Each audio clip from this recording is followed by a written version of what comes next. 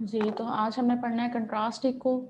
Contrast eco क्या होती है, हम इसमें क्या करते हैं, ठीक है। ये थोड़ी सी डिफरेंट होती है एज़ कम्पेयर टू जो हमने पहले ट्रांसथोरेसिक इको पढ़ी है या फिर ट्रांस एसोफेजियल इको पढ़ी है। ट्रांसथोरेसिक इको में हम क्या करते हैं, किस तरह का कोई कंट्रास्ट इंजेक्ट नहीं करते, सिंपल था वो। आपने क्या किया, जिस तरह अल्ट्रासाउंड करते हैं, आपने प्रोब पेशेंट की पोजीशन बनाते हैं, प्रोब की पोजीशन सेट करते हैं, उसके बाद आप डिफरेंट व्यूज़ बनाते हैं और डिफरेंट पैथोलॉजीज को या एनाटॉमी को डिटेक्ट करते हैं। अब हमने ट्रांसथोरेसिक इको में ही कंट्रास्ट पेशेंट को इंजेक्ट करना है, ठीक है, और उसके बाद क्या करना है, फिर हमने डायग्नोसिस बनाना है।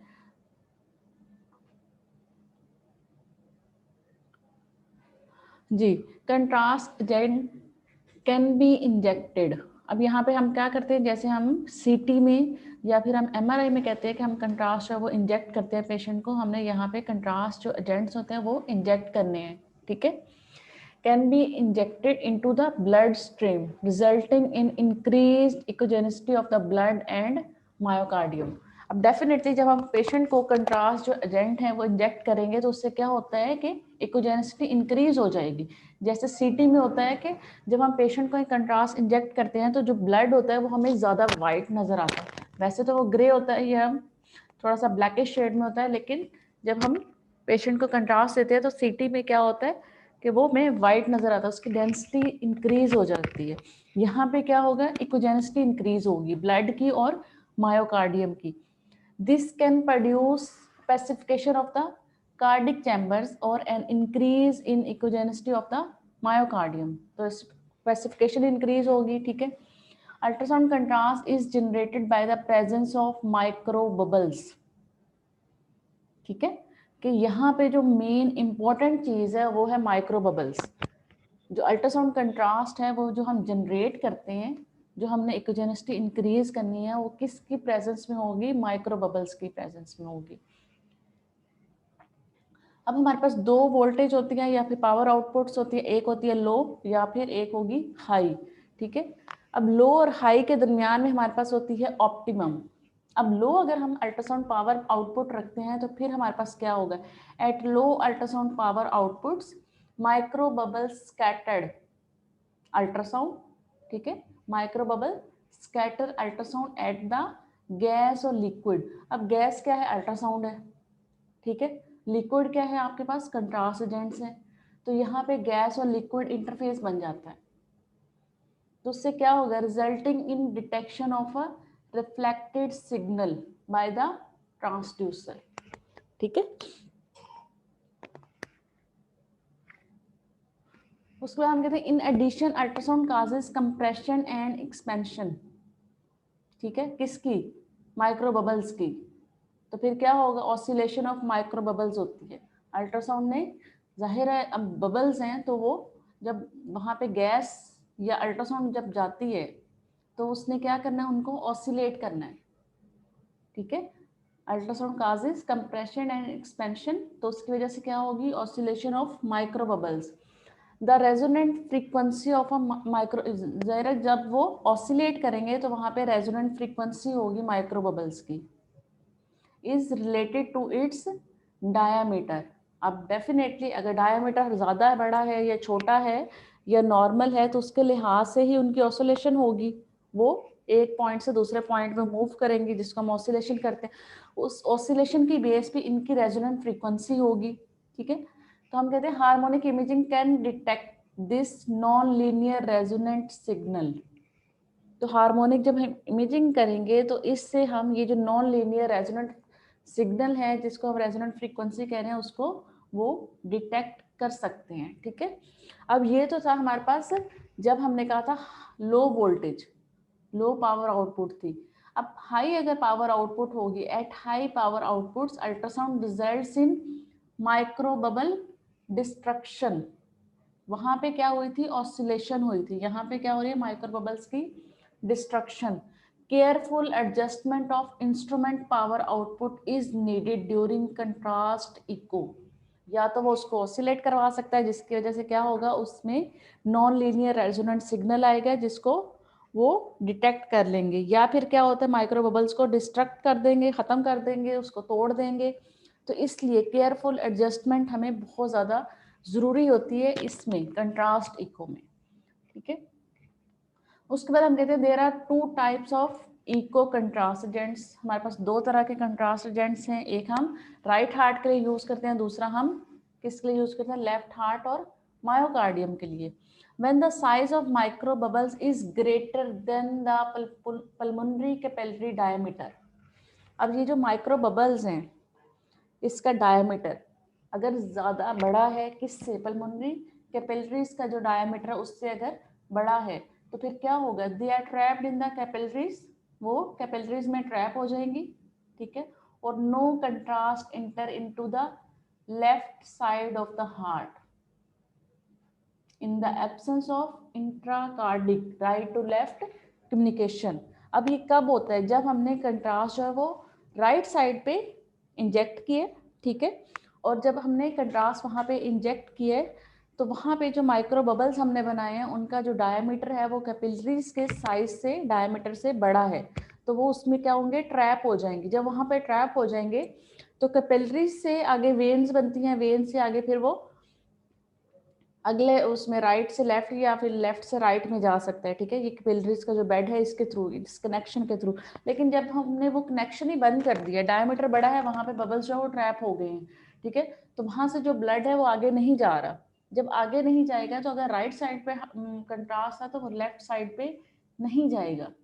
कब, जब लेफ्ट और राइट के दरमियान में कोई कम्युनिकेशन नहीं है। कम्युनिकेशन कौन सी हमने देखी है, अगर एबनॉर्मली सेप्टल डिफेक्ट्स हैं या फिर वेंट्रिकुलर सेप्टल डिफेक्ट है या फिर एट्रियल सेप्टल डिफेक्ट है, तो अगर वहाँ पे कोई ऐसा कम्युनिकेशन नहीं है तो फिर जब हमने कंट्रास्ट है वो राइट साइड पे इंजेक्ट किया है तो वो राइट साइड पे ही रहेगा और लेफ्ट पे नहीं जाएगा। यहाँ से हम फिर ये चीज़ डिटेक्ट कर सकते हैं कि लेफ्ट और राइट जो हार्ट है या साइड्स हैं हार्ट की, इनमें कोई एबनॉर्मल कम्युनिकेशन है या नहीं है, ठीक है। इस चीज़ को डिटेक्ट करने के लिए हम ये टेक्नोलॉजी या टेक्निक हम यूज करते हैं। उसके बाद हम कहते हैं ये तो हमारे पास था कि हमने दो कंट्रास्ट एजेंट्स हम या फिर टाइप्स यूज कर सकते हैं, एक हम राइट के लिए यूज करेंगे, दूसरा हम लेफ्ट या फिर उसके साथ मायोकार्डियम के लिए। अब जो लेफ्ट हार्ट एंड मायोकार्डियम जो कंट्रास्ट है is achieved using micro bubbles. अब यहाँ पे जो माइक्रो बबल्स हैं उनका हम जो साइज रखते हैं वो है 1 से 5 माइक्रोमीटर रेंज, ठीक है। विच क्रॉस द कैपिलरी बेड, जो के कैपिलरी बेड को क्रॉस कर सकते हैं, उनका इतना डायमीटर है कि वो उसको क्रॉस कर सकते हैं। Micro bubbles in this size,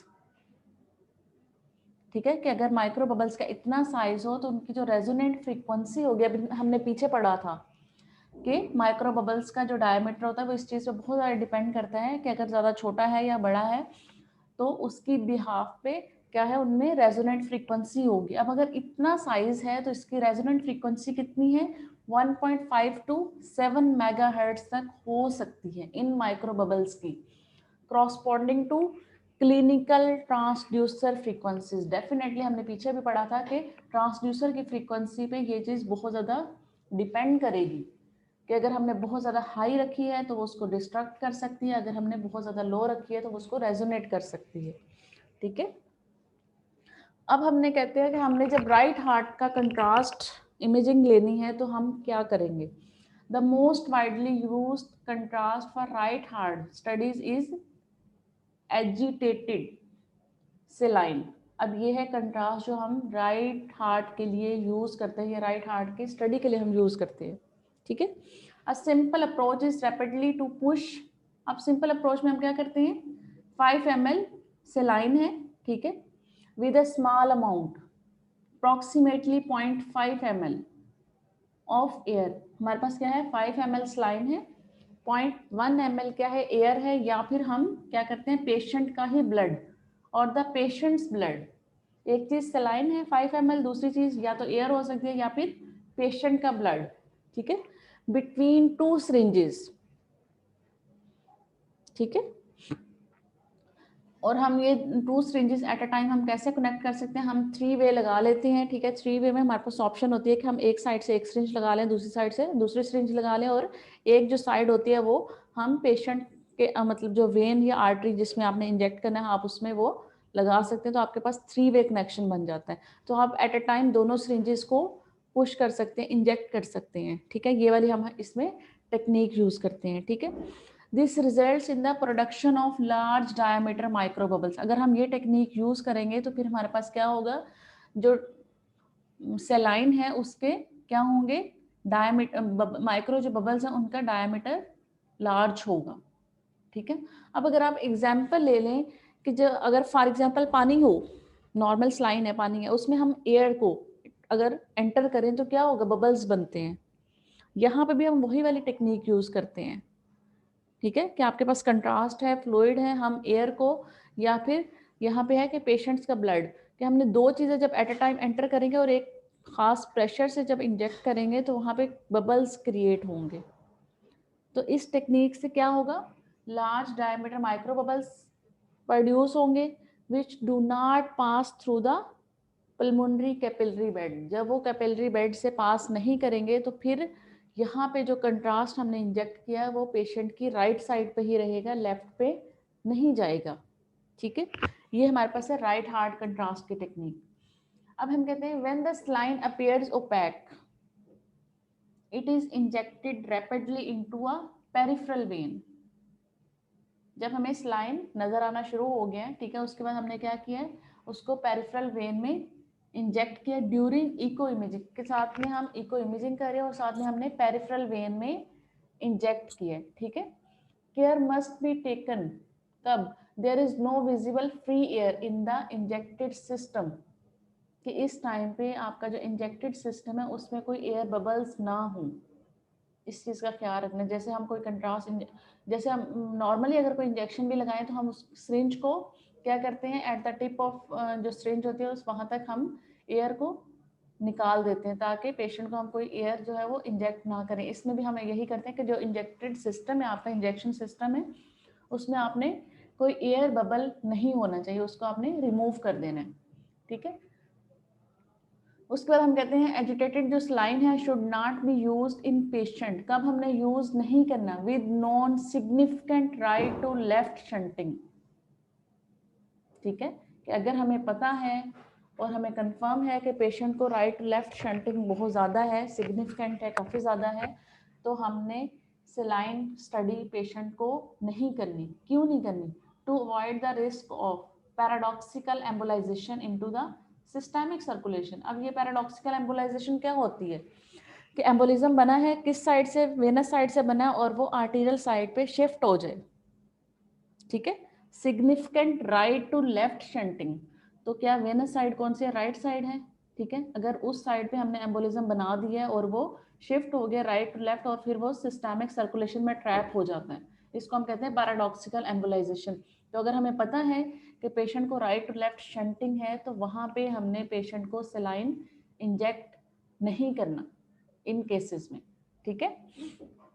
चाहे हम राइट साइड की स्टडी कर रहे हैं चाहे हम लेफ्ट के कर रहे हैं, तो हम यहाँ पे अभी राइट हार्ट पढ़ रहे थे, तो हमने इन केसेस में, इन पेशेंट्स में राइट हार्ट स्टडी के लिए या राइट हार्ट कंट्रास्ट स्टडी के लिए हमने पेशेंट को सेलाइन इंजेक्ट नहीं करना। उसके बाद हम कहते हैं लेफ्ट हार्ट या फिर left heart and myocardial contrast, कि हमने लेफ्ट हार्ट पेशेंट की स्टडी करनी है तो हम यहाँ पे क्या टेक्निक अप्लाई करेंगे।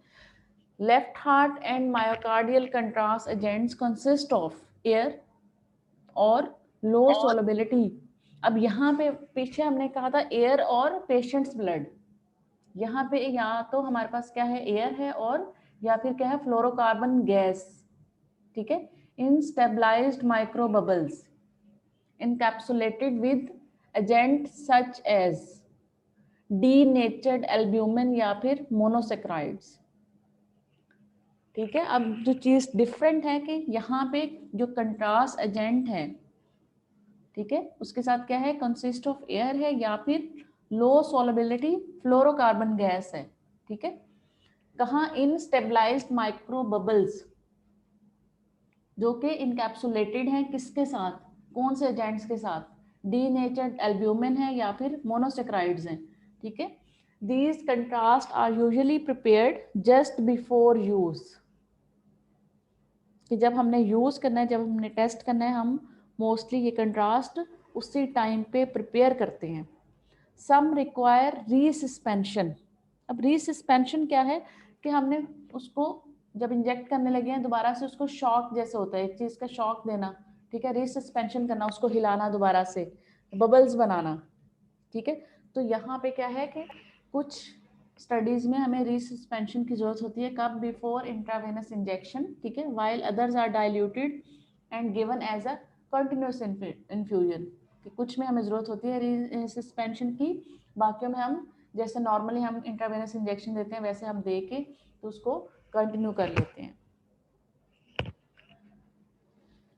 उसके बाद हम कहते हैं micro bubbles are fragile, so carefully handling and infusion techniques are needed, ठीक है।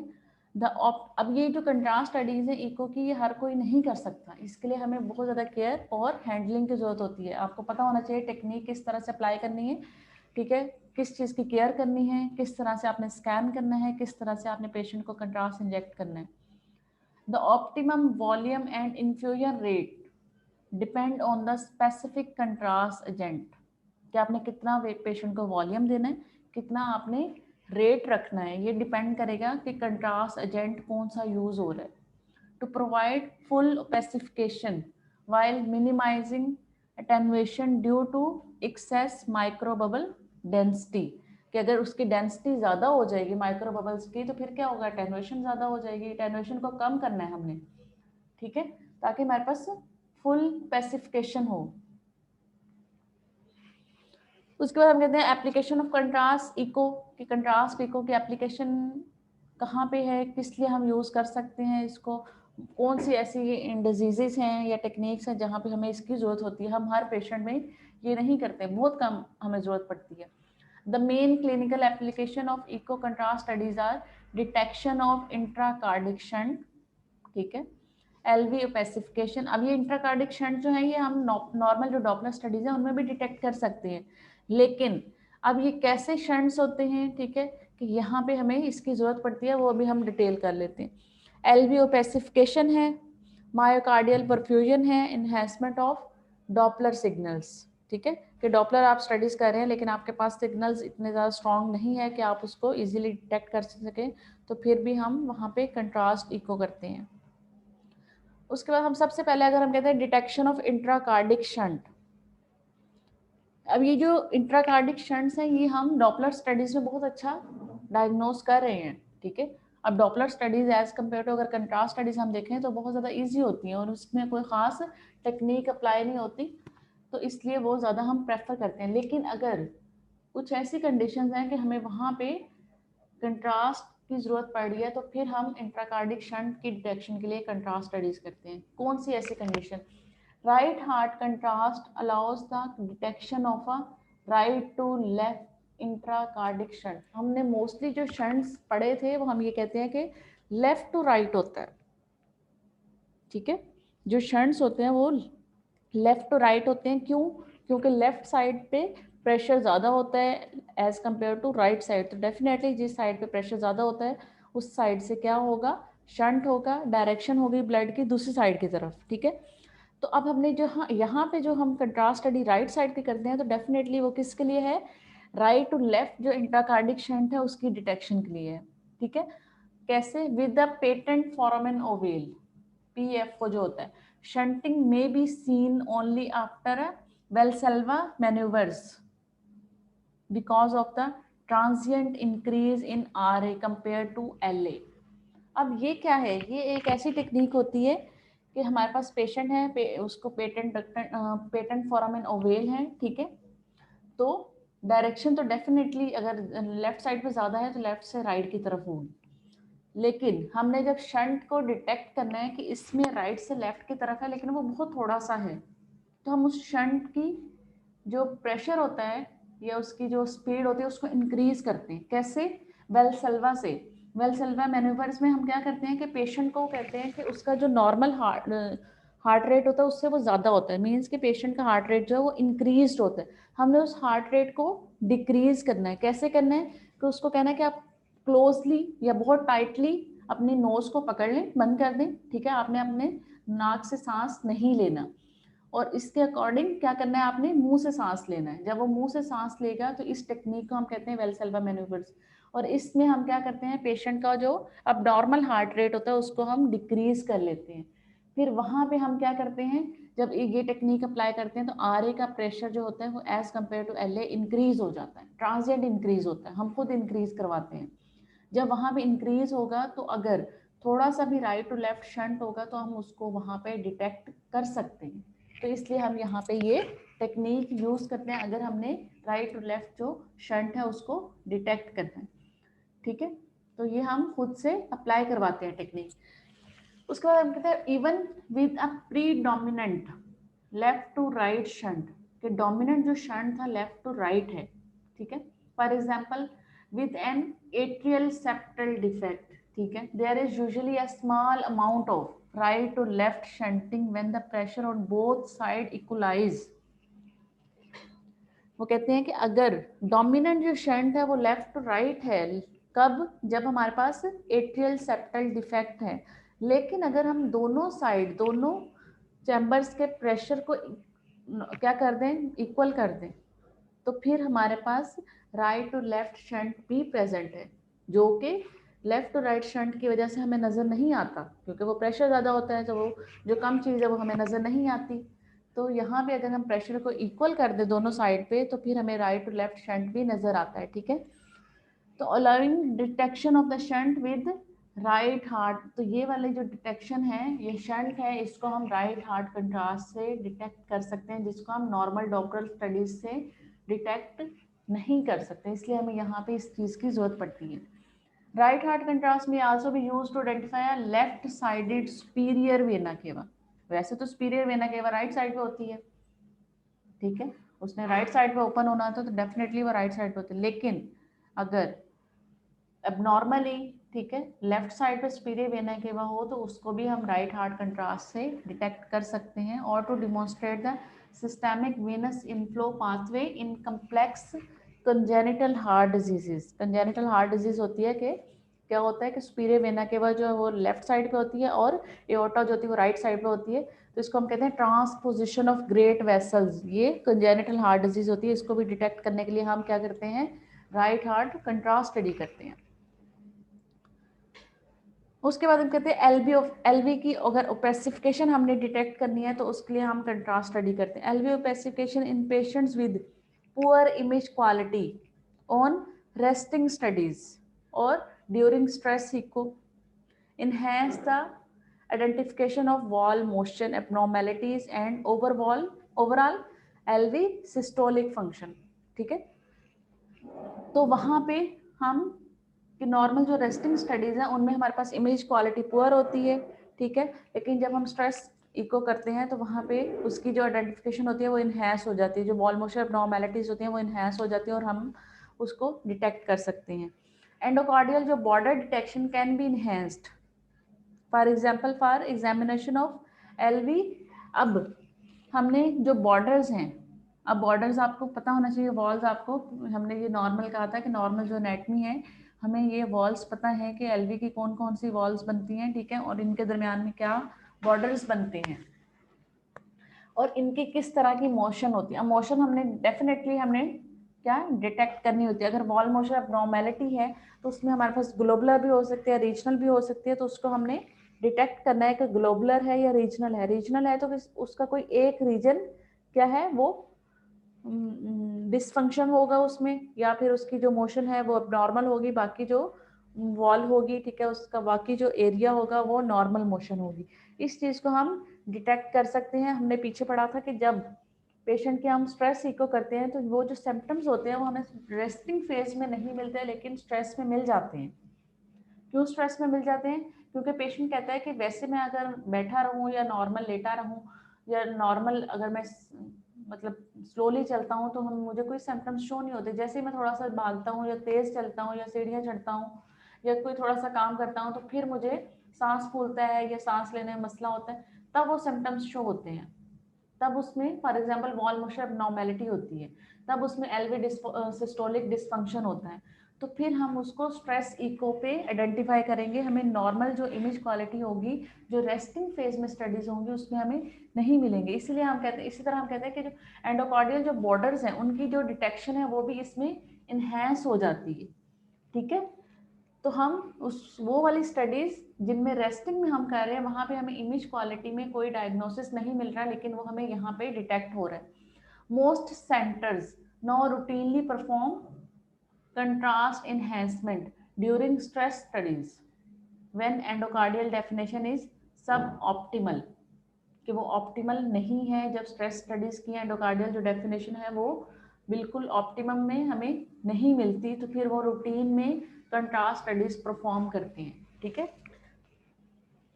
उसके बाद मायोकार्डियल परफ्यूजन है with contrast echo is technically challenging. Only approximately 6% of LV stroke volume perfuses the myocardium via coronary arteries. So the relative number of micro bubbles in the coronary circulation reaching the myocardium is small. ठीक है. Mechanical and ultrasound destruction of micro bubbles further limits contrast echo.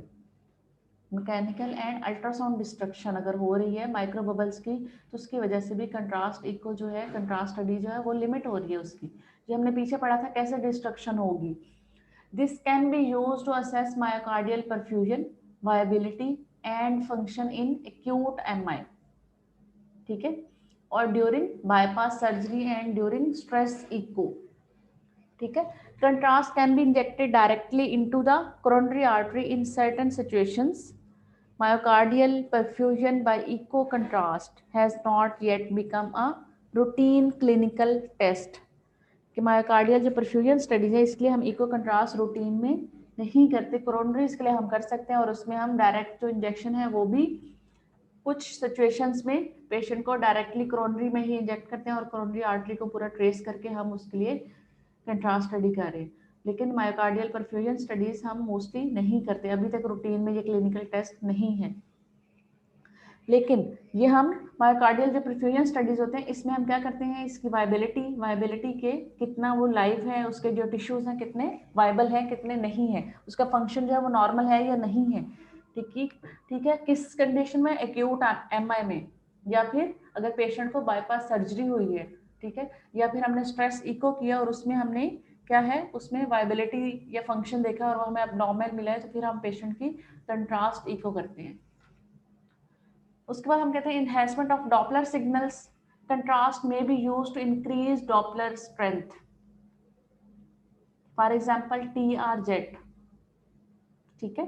To estimate PASP. अब TR-जेट क्या होता है, tricuspid regurgitation का jet जो हम use करते हैं. ठीक है. जो हम देखते हैं कि रिगर्ज कितना है, कितना उसका जेट है, कितना उसका एरिया है, कितनी उसकी स्पीड है.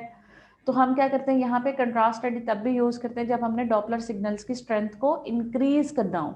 स्ट्रेंथ कब इंक्रीज होगी, जब उसका जो इको रिटर्न सिग्नल्स है वो हमें ज्यादा मिलेंगे. The effect of contrast on the Doppler signal vary करेगा with instruments and this approach has not gained wide spread use.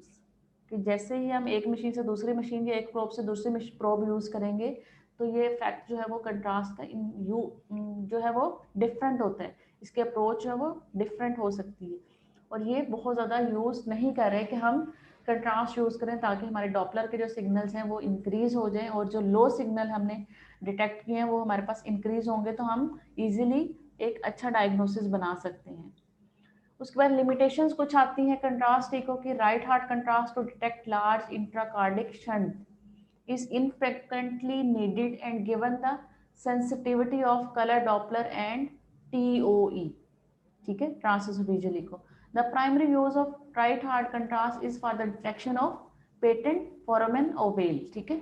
A small ventricular septal defect usually will not be detected with small ventricular septal defect. ठीक है. With right heart contrast injection because there is a little right to left shunting. ठीक है.